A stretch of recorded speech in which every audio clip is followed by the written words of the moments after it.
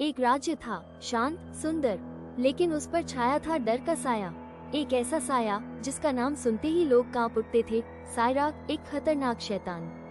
पर सायराक कोई आम राक्षस नहीं था, उसकी जान बंद थी एक हरे रंग के मासूम दिखने वाले तोते में। तोता बस एक परिंदा नहीं था, वो था शैतान की रूह का घर। सायराक उस तोते को महल के गुप्त तहखाने में सोने के पिंजरे में रखता था। उसके चारों ओर तंत्र मंत्र से जाली हुई दीवारें थीं, कोई भी उस तक पहुंच नहीं सकता था। सालों से राज्य डर की छाया में था, सूखी फसलें, बीमार बच्चे और रातों में गूंजती चीखें इसकी गवाही थी।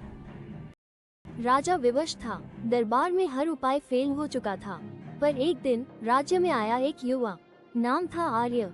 सादा कपड़े, शांत चेहरा, पर आंखों में चमक थी कुछ कर गुजरने की। जब उसे सायराक के आतंक का पता चला, उसने कहा, अब अंधकार की जंजीरें टूटेंगी और उजाला मैं बनूंगा। पर क्या आर्य जानता था कि उस तोते तक पहुंचना इतना आसान नहीं। हर तहखाने की दीवार जिंदा थी, हर कोना सायराक की निगरानी में था और एक भयानक सच उसका इंतजार कर रहा था।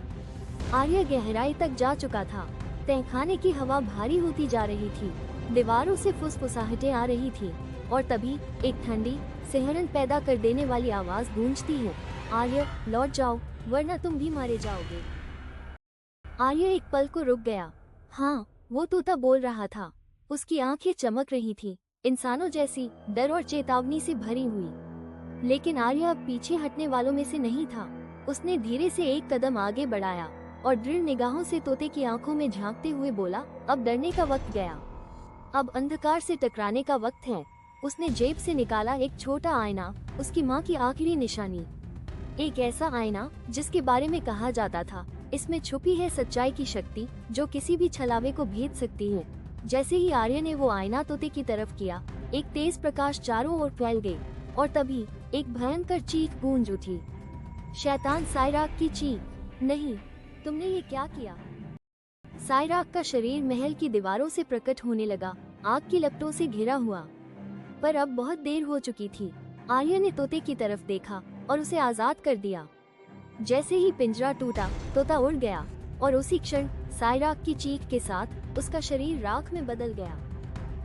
पूरा महल हिल उठा, लेकिन अब डर नहीं था, सिर्फ आजादी की हवा थी। सूरज की पहली किरणें राज्य पर पड़ी। सालों बाद राजा ने आर्य को गले लगाया, तूने हमें नया जीवन दिया, वीर आर्य। और तभी एक बार फिर वो तोता दिखाई दिया। अब वो बोलता नहीं था, बस चुपचाप उड़ गया, जैसे जान गया हो उसका सफर पूरा हुआ।